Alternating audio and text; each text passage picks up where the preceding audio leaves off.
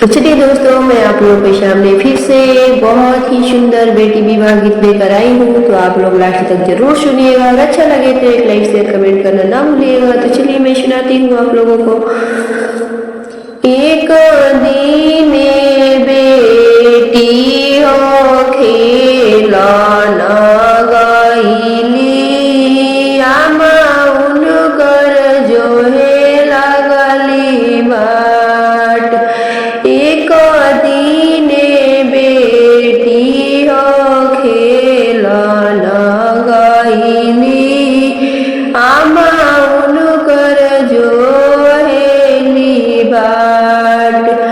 दुआरा से प्रभु जी आंगनवा खड़ा भइनी, काहे धनी मानवा उदास।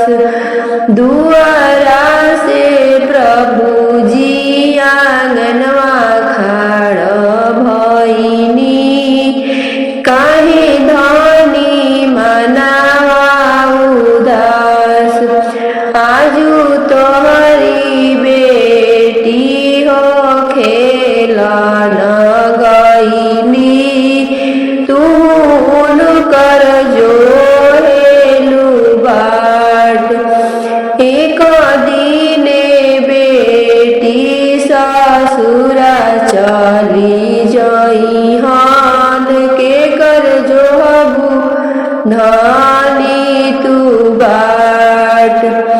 ऐसन बोली जानी बोलिए प्रभु जी, लागेला करे जा में चोट।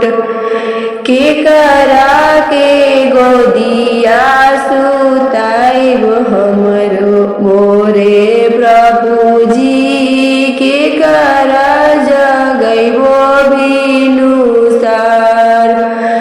के करा के खोर भर दूधवा पियाइब, के करा से कहब दिल के बात।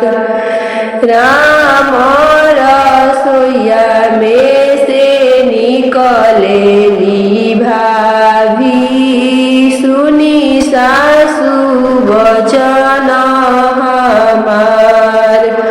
हमरे के गोदिया सुताइबी मोरे सासु, हमके जगाइब भिनुसार।